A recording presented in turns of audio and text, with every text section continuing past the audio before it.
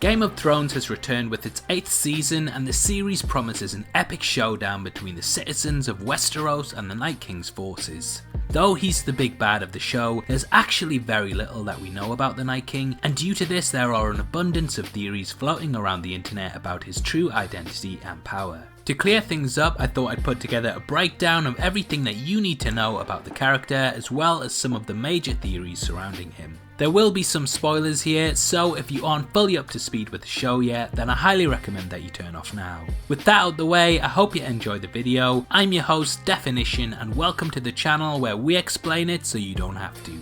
Before becoming the evil leader of the White Walkers, the Night King was actually a first man that was captured by a pack of the Children of the Forest. Leaf, who was amongst them, used dragonglass to press it against his chest, which turned him into the first White Walker.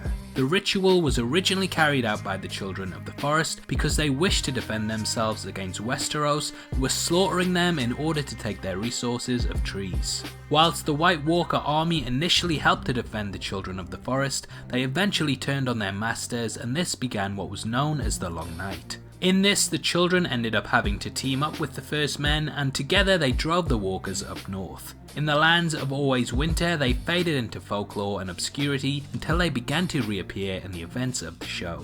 The reappearance of the Night King comes in season 4 when Bran sees him in a vision. Whilst initially the character does not quite comprehend what is going on, he later realises that this was a vision of the Night King picking up Craster's son. Through this vision, Bran learns that the Night King can transform the living into White Walkers upon touch, and this of course makes him infinitely more dangerous. The Night King later appears in season 5 during the evacuation of Hardhome.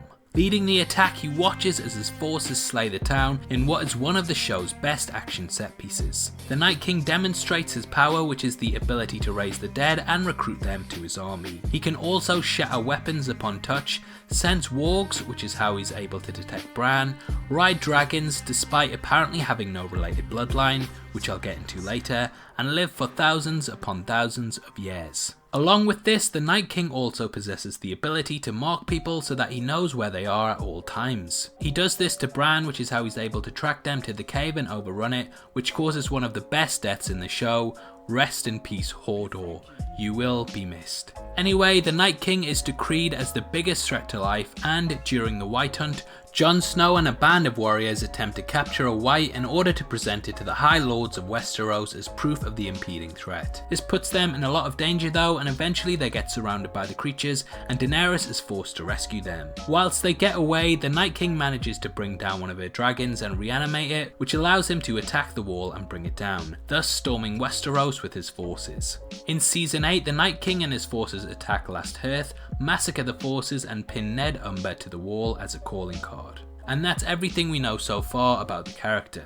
So what exactly are his goals? Well, this depends purely on how much weight you put into the theory that Bran is in fact the antagonist. If this is the case and the Night King is Bran, then his goals could purely be to die and or stop himself travelling back in time before he's able to be captured by the Leaf Children. This is prophesied to happen when Bran develops the green seeing ability that will allow him to journey back. So the Night King's goals could purely be to stop this from happening by killing Bran before the event. Doing this would allow him to finally rest, as his immortality is given credence by the fact that the Children of the Forest killed him when he was out of his own time, so therefore he is not subject to its rulings. Whilst many argue that Bran is the three-eyed raven and therefore not the Night King, there could actually be two versions of the character that split due to a paradox, and both need to stop the other so that they are either not created or not killed. The other theory of the Night King's identity pulls from his calling card, which looks eerily similar to the Targaryen's house crest. The symbol has appeared throughout the show at many important moments, and it could be that the Night King is none other than Aerys II Targaryen, the Mad King brought back from the dead. This would explain his keen ability to ride dragons and also why he wishes to seek revenge on Westeros so much. He was initially ousted and destroyed by the people of the land, and therefore this makes sense as to why he's on his quest. Whilst the timelines may not match up, he could be the Night King leading the forces, and there could be another secret leader of the Whites that is using him as a distraction so all the forces put their effort into fighting him. Whether this happens or not is a different thing altogether, but it's probably the theory that I side with the most. We of course will all find out in the next handful of episodes, but in the meantime I'd love to hear your thoughts on where you think the show is going and what else you think could happen down the line.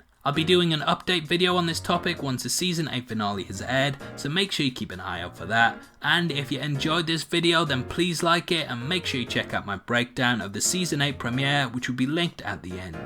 This is a channel for people who are never missing television, so if that's the kind of thing you like, you need to subscribe to Definition. Thanks again for taking the time to watch this. You've been the best, and I'll see you next time. Take care. Peace.